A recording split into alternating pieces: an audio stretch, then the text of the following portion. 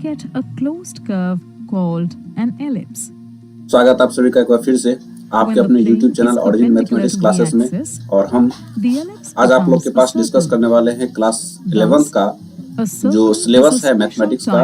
और हम आज लोग देखेंगे कि इन सिलेबस में हम लोग कौन कौन सी पढ़ना है, कितने सारे यूनिट को पढ़ना है और उस यूनिट में कौन कौन से पॉइंट्स को देखना है। ठीक है, और हम लोग इसको पढ़ते हैं तो किस प्रकार से पढ़ेंगे। पहली बार पढ़ रहे हैं या इसको इससे पहले भी कहीं पढ़ चुके हैं, अगर पढ़ चुके हैं तो इसमें कितना पढ़ना है, ये सारे के सारे जानकारी आप लोग को इस वीडियो में मिलेगा। और बहुत ऐसी जानकारी है जो आपको मैं यहाँ पर देने वाला हूँ, तो आइए वीडियो आपके लिए बहुत ही महत्वपूर्ण है। और अधिक जानकारी के लिए आप ऑफलाइन क्लासेस में आप संपर्क कर सकते हैं और वहाँ पर पढ़ सकते हैं। चलिए, सबसे पहले मैं आपको देखता हूँ कि यहाँ पर आपको दिख रहा है यूनिट फर्स्ट। यूनिट फर्स्ट के अंदर आपको दिखा हुआ सेट्स एंड फंक्शन, समुच्चय और फलन। इसमें पूछा था पूरा 23 मार्क का। इसके अंतर्गत 3 चैप्टर आते हैं, chapter first, chapter second and chapter third. ठीक है, मैं थोड़ा सा अपना पेन को चेंज करता हूँ, थोड़ा सा। चलिए, सबसे पहला चैप्टर आपको दिख रहा होगा, ये कौन से सेट। बहुत ही छोटा चैप्टर है, बहुत प्यारा चैप्टर है। ये चैप्टर छोटा होने के साथ साथ पूरे के पूरे मैथमेटिक्स में अपना बहुत अहम भूमिका निभाता है। हालांकि आपको मैं सेट का थोड़ा जानकारी दे दूं। कुछ ऐसे व्यक्ति होते हैं जैसे कहते हैं कि मेरे जो गाड़ी है ना, उनके पार्ट्स क्या करना, सेट करना, ये अलग बात होती है। पहले आप सेट के मायने को समझिए थोड़ा सा। सर, आप वही सेट की बात करने वाले हैं जो सेट मैंने कभी सुना है अपने कानों से। वो कैसे? बोले सर, जानते हैं कभी किसी बच्चे का खिलौना टूट जाता है तो वो कहता है कि क्या करेंगे, मेरा तो खिलौना सेट ही नहीं हो रहा है। या किसी व्यक्ति का कोई सामान टूट जाता है तो कहता है कि मेरा ये सामान सेट ही नहीं हो रहा है ना। तो ये नहीं होता है, ये दरअसल ये सेट की बात नहीं है। सेट का एक अलग डेफिनेशन होता है अपने लिए। सेट का मतलब होता है समुच्चय, समुच्चय का मतलब समूह। और समूह को जब अपनी भाषा में समझिएगा तो भीड़। दुनिया में हर एक वस्तु का जो कलेक्शन होता है वो जरूरी नहीं कि सेट हो जाए। ठीक है, तो हम लोग इस चैप्टर को जब स्टार्ट करेंगे हम लोग को देखेंगे कि सेट के अंतर्गत क्या क्या पढ़ना है, कौन कौन से समूह जो होते हैं वो सेट होते हैं, कौन कौन से समूह सेट नहीं होते हैं। ठीक है, एक लाइन में समझिए कि आपके व्यवहारिक जीवन में सेट का काफी उपयोग होता है। जैसे आप कहीं पर दुकान जाते हैं, किताब वाला दुकान जाते हैं, तो किताब वाले दुकान में जाइएगा तो वहाँ पर एक खटाल मिलेगा। इस खटाल में केवल फिजिक्स वाले किताब लिखे होंगे। इस किताब में यहाँ पर कौन सा केवल फिजिक्स का बुक होगा। फिर एक नेक्स्ट खटाल होगा, इसमें क्या होगा, केमिस्ट्री का बुक रखा होगा। फिर इधर होगा, इधर बायो का बुक रखा होगा, इधर होगा मैथ का रखा होगा। ये एक सेट लगा कर रखा हुआ रहता है। तो इनकी जरूरत हमारे जीवन में है तो हम इसको पढ़ते हैं। दूसरी बात, जब किसी मेडिसिन वाले आप दुकान पे जाएंगे तो वहां पर देखेंगे कुछ इस प्रकार का आप उसमें खटाल बना हुआ रहता है। अब मान लो कि ये कैसा खटाल है जिसमें कि ए नाम का जितना दवा है वो इस खटाल में रखा हुआ है। तो अगर आप उस जो दुकानदार होता है उसके पास जाएंगे और अपनी पर्ची दिखाएंगे तो वो देख लेंगे कि इस दवा का नाम बी से स्टार्ट है और ये कहाँ पर होगा, सीधा इस खटाल में होगा। तो यहाँ सीधा पहुंच जाता है और वो खोज करके आपको दे देता है।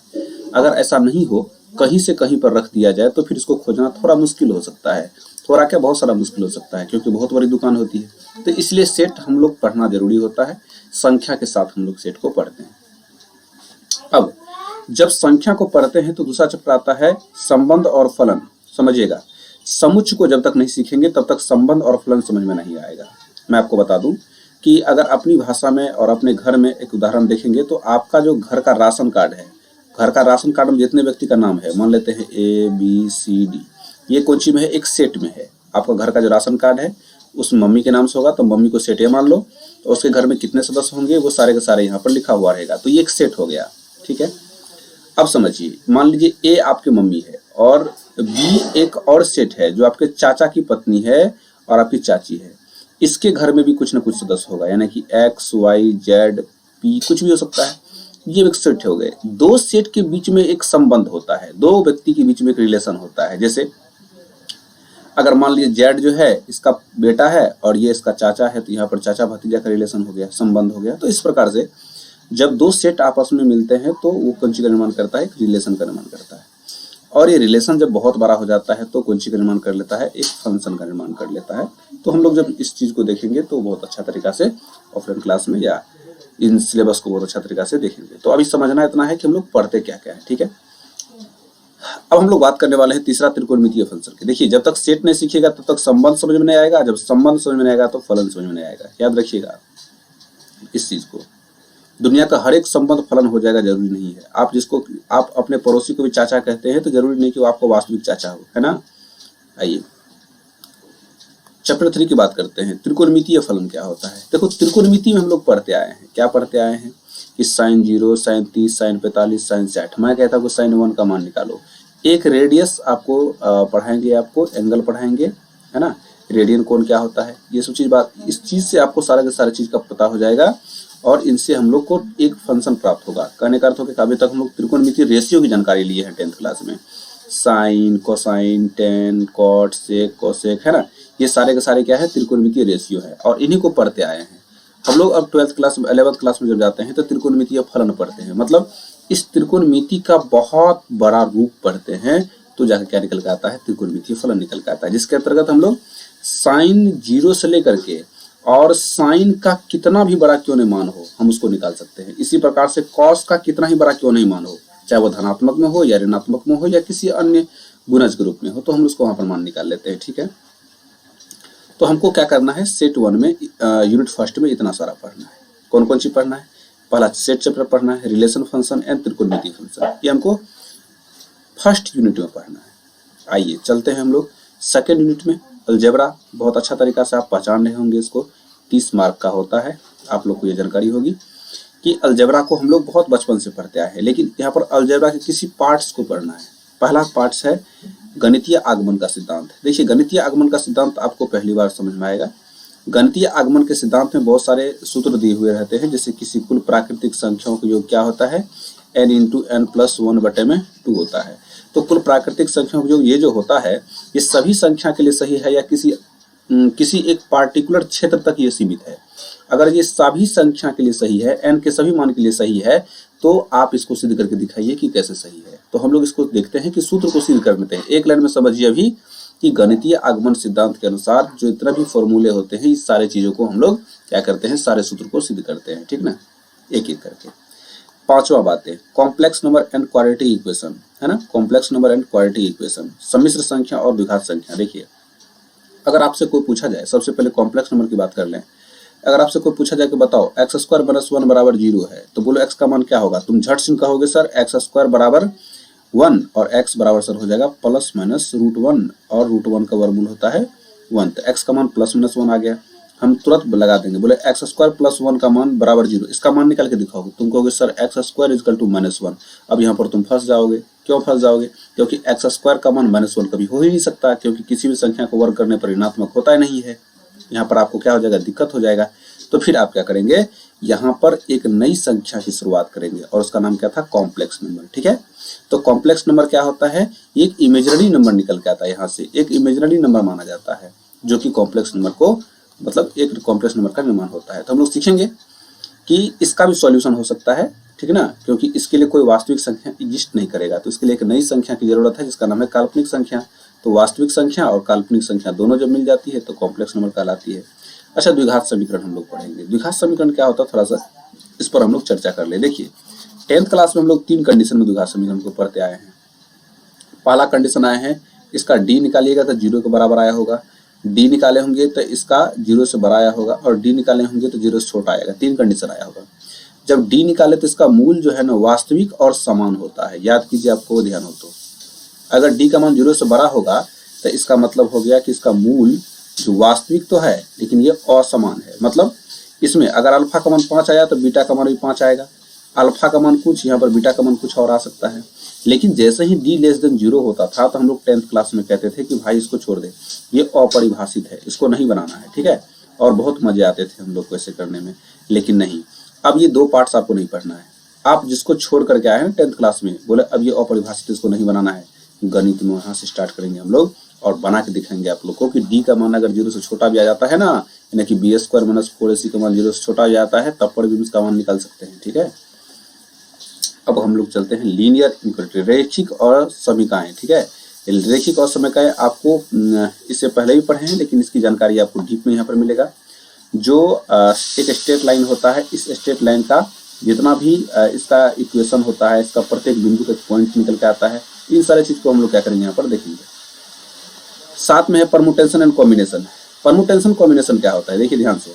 परमुटेशन का मतलब होता है और संचयन का चयन करना, है ना, एक लाइन में समझो, चयन करना। क्या चयन करना, जैसे तुमको हम दे देंगे कि देखो 0 से लेकर के 0 1 2 3 से लेकर कहाँ तक 9 तक एक वर्ड दे दिए, 10 डिजिट का है। हम बोलेंगे इससे तुमको 4 अंक का पासवर्ड बनाना है। कितना अंक का पासवर्ड बनाना है, 4 अंक का। तो बताओ कितना पासवर्ड बना सकते हो, ठीक है। या तुमको कह देंगे कि समझो ये तुम्हारा घर है ना, ये तुम्हारा घर है और ये तुम्हारा रूम है जहाँ पर तुम रह रहे हो, और ये तुम्हारा क्लास रूम है। अगर तुम्हारे घर से रूम पे जाने के 3 रास्ते हैं और अगर रूम पे से तुम्हारे क्लास जाने के केवल 2 रास्ते हैं, तो बताओ तुम कितने तरीके से सीधा घर से क्लास पहुंच सकते हो। तो ये सारे के सारे चीज हम लोग क्या करेंगे यहाँ पर देखेंगे, है ना। चैप्टर 7 में परमुटेशन एंड कॉम्बिनेशन को आराम से देखते हैं। बायनोमियल थ्योरम के अंतर्गत क्या पढ़ते हैं, द्विपद प्रमेय के अंतर्गत क्या पढ़ते हैं। आपको मालूम होगा कि a + b का होल स्क्वायर हम लोग लिखते हैं, तो आराम से लिख देते हैं sir a² + 2a b² + 2ab, या a - b का होल स्क्वायर लिखते हैं तो a² + b² - 2ab।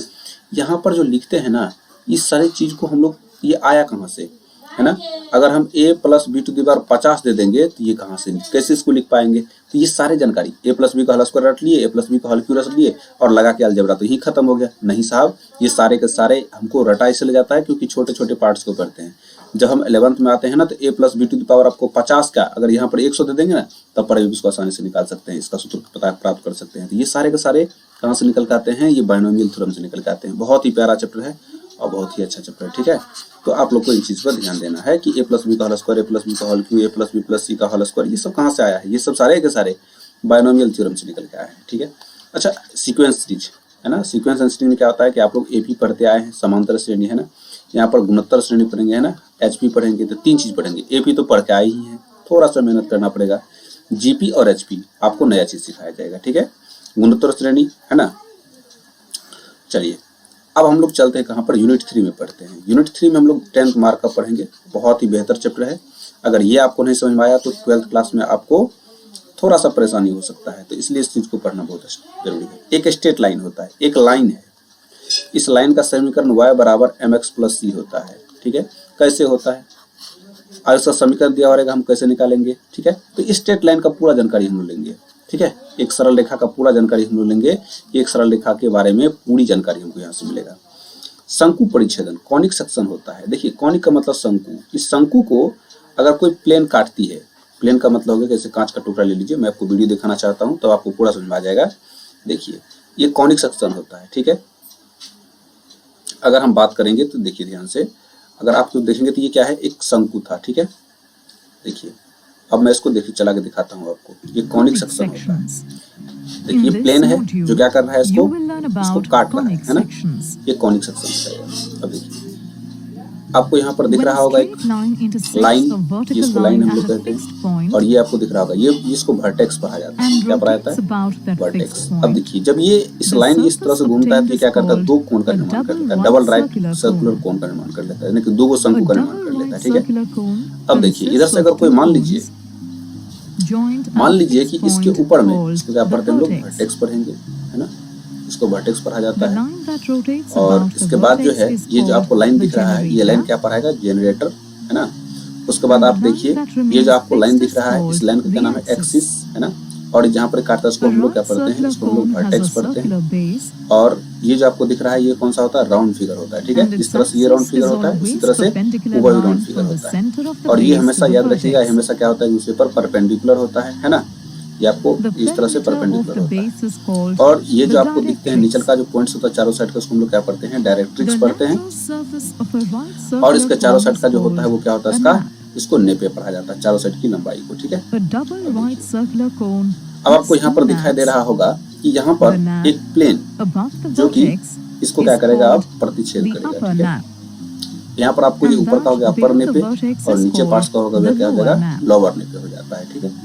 अब देखिए अगर हम ध्यान से देखेंगे इसको तो यहाँ पर एक चीज यहाँ पर निकल के आता है, यहाँ पर वर्टेक्स के नीचे में एक एंगल निकल के आएगा जिसको लोग वर्टेक्स एंगल कहते हैं, ठीक है।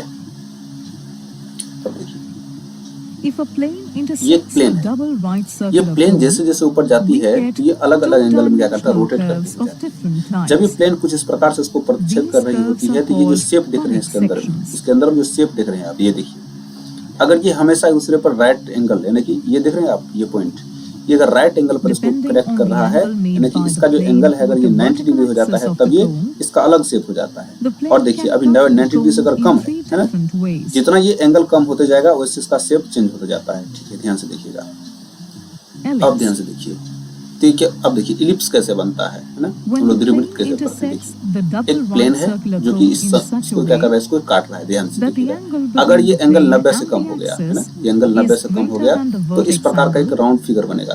ठीक है, we get a एक राउंड closed फिगर बनेगा। ये जो curve राउंड फिगर दिख called रहा है an आपको, ellipse. ये किस चीज का बन गया, एक इलिप्स का बन गया। ठीक है, When the plane अगर is मान लीजिए राइट perpendicular एंगल to पर the बन गया, 90 axis, डिग्री बन गया तो ये एक वृत्त the बन गया, ellipse सर्कल becomes a है ना, यहाँ पर एक circle. कौन निकल के आता है, एक सर्किल निकल Thus, करके आता है। a अगर circle आप is ध्यान a से आप special देखेंगे type of ellipse. तो यहाँ पर अगर आप Parabola. पाराबोला की जब बात करते हैं तो पाराबोला क्या होता है कि अगर इसका एंगल 90 डिग्री से भी When the काफी कम angle एंगल पर made बने, by the ध्यान से plane देखिएगा, to the तो यहाँ पर vertical एक axis इस प्रकार is का यू exactly equal प्रकार to का the क्या होता है, vertex शेप बन angle, जाता है ना।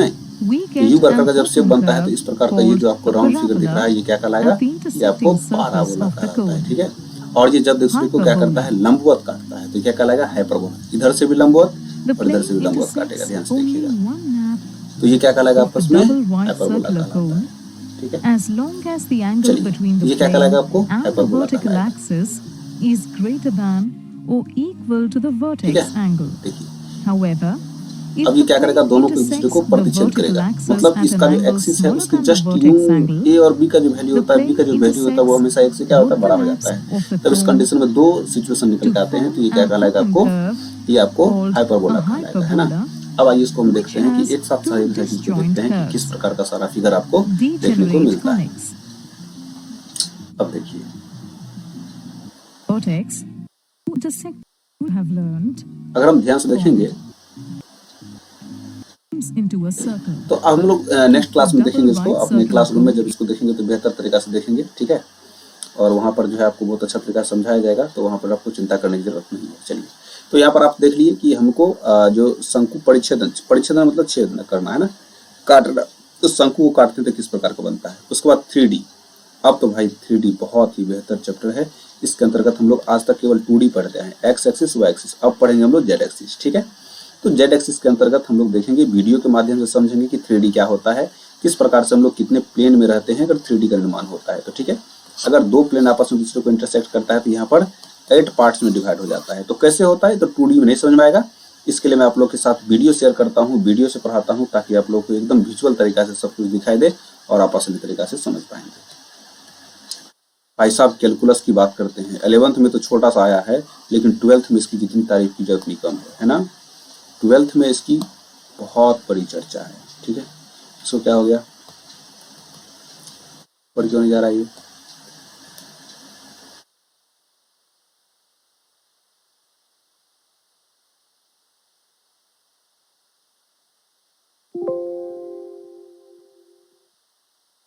चलिए अब ये जाएगा। अब आइए हम लोग जब यूनिट 4 में चलते हैं, सीमा और अवकलज, भाई साहब ये बहुत ही महत्वपूर्ण चैप्टर है। ये 11th में तो केवल 7 नंबर का है, मैं आपको बता दूं 12th में जब जाओगे ना तो 43 मार्क का अकेले है, यानी कि आधा किताब ये खुद है।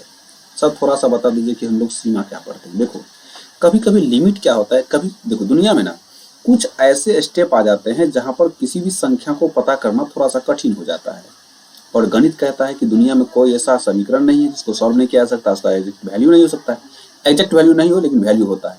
तो वो वैल्यू कैसे निकालते हैं, जैसे आपको मालूम है कि 5 पावर 0 का मतलब 1 हो जाता है, 6 पावर 0 का मतलब 1 हो जाता है, लेकिन अगर 0 पावर 0 दे देंगे तो उसका मतलब क्या होगा, कभी सोचे हैं, नहीं सोचे, क्योंकि इसके बराबर 1 नहीं होता है।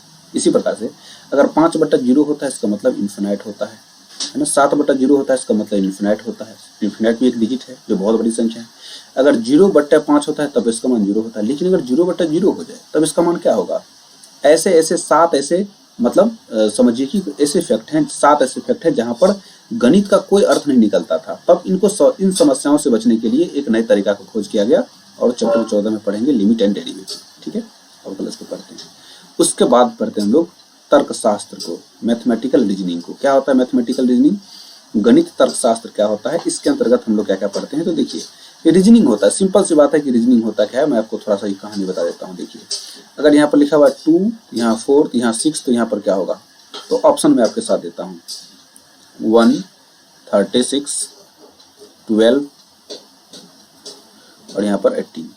कुछ नहीं है, देखिए जिस प्रकार से इसका इसके साथ रिलेशन क्या है, तो 2 दूनी 4 है ना, तो यहाँ पर इसका रिलेशन इसके साथ क्या हो जाएगा, इसके साथ इसका रिलेशन हो जाएगा आपको 6 दूनी 12। सिंपल सी बात है ना। तो इस तरह से आप इसको कर सकते हैं। इसी प्रकार से आपको मैथमेटिकल रीजनिंग का मतलब होता है कि रीजनिंग भी एक प्रकार का गणित ही होता है ना, तर्क के आधार पर करना चाहिए। जैसे कि मैं आपको थोड़ा सा और उदाहरण दे दूं, बेहतर उदाहरण मैं आपको दे सकता हूं ताकि आपको और अच्छा तरीका समझ में आए। सुनिए, अगर प्लस को माइनस कहा जाए, माइनस को गुना कहा जाए और गुना को अगर प्लस कहा जाए तो मान निकाल कर दिखाओ। जैसे 25 प्लस 7 माइनस 2 प्लस 4, ऐसे कुछ कर दिया जाए तो बताओ इसका मान क्या होगा। तो आप इसको सीधा मत जोड़ना, क्योंकि सवाल कह रहा है कि प्लस की जगह पर माइनस लिखो तो 25 माइनस 7, अब माइनस की जगह पर गुना लिखो तो गुना 2, आप प्लस तो प्लस की जगह पर माइनस लिखो 4। तो आप क्या करेंगे, इसका आप मान निकालेंगे। तो 25 माइनस 14, पहले गुना कर लेते हैं, माइनस क्या हो जाएगा 4, तब 25 माइनस 18, यहाँ क्या हो जाएगा 7 हो जाएगा। तो इस प्रकार से इसको सॉल्व कर सकते हैं, ठीक है ना। इसको मैथमेटिकल रीजनिंग कहते हैं। तो इस प्रकार के सवाल को हम लोग वहाँ पर देखेंगे। आइए, तो गणित तर्क के साथ समझ में आ गया आपको। एस्थेटिक सांख्यिकी बहुत ही लाजवाब, हम लोग 10th क्लास में इसको बेहतर तरीका से पढ़े थे, 10 मार्क का पूछा जाता है ना। और एस्थेटिक में हम लोग पढ़ेंगे माध्य, माध्यक, बहुलक, इनका भी जानकारी लेंगे हम लोग, बेसिक तरीका से इसको सीखेंगे, है ना। और प्रायिकता के अंतर्गत तो हम लोग पढ़ के हैं जहाँ से 10th क्लास में, तो यहाँ से उसका अपर लेवल से पूछा जाएगा। हाँ, एक बात और बता देते हैं, जिस व्यक्ति ने सेट नहीं पढ़ा होगा, ये 11th और 12th दोनों है, 11th और 12th दोनों में है, जबरदस्त तरीका से 10 मार्क का पूछा जाता है। और ये सेट जिन्होंने नहीं पढ़ा उनको ये बहुत समस्या उत्पन्न कर सकती है, ठीक है। इसलिए सेट जो होता है, पहला चैप्टर आपको ये पढ़ना बहुत जरूरी होता है, जो कि प्रायिकता में ये आपको बहुत ही काम आता है, ठीक है। तो ये सारे के सारे सिलेबस हो गए आपके, 17 चैप्टर कुल आपको पढ़ना है। अगर आप हमारे संस्था से जुड़ते हैं तो आपको डॉक्टर के.सी. सिन्हा, NCERT और R.D. शर्मा या इत्यादि जो भी बुकें होती है, उस बुक का सारा सवाल जो है वो आपको कराया जाता है। और थ्योरी पहले बताई जाती है, कॉन्सेप्ट बताया जाता है, उसके बाद आपको एग्जाम्पल दिए जाते हैं, उसके बाद जाकर के जो प्रॉब्लम आपको आता है, जो सवाल बच गया, जैसे जैसे आपको एग्जाम्पल देते चलते हैं वैसे वैसे सवाल आपको खुद बनते चलता है। फिर भी अगर कोई 1-2 सवाल ऐसा बचता है तो हम लोग खुद उसको क्लासरूम में ही उसको सॉल्व कर देते हैं और उसके बाद आप बेहतर तरीका से गणित को सीख पाते हैं। तो हमें उम्मीद है कि आप लोग को ये पूरा का पूरा सिलेबस समझ में आ गया होगा। जो भी बच्चे इस बार 11th में जाना चाहते हैं तो उनके लिए बहुत ही हेल्पफुल है, और आप लोग आकर पढ़िए, बेहतर तरीका से आपको एजुकेशन दी जाएगी। मिलते हैं नई वीडियो में, तब तक के लिए धन्यवाद।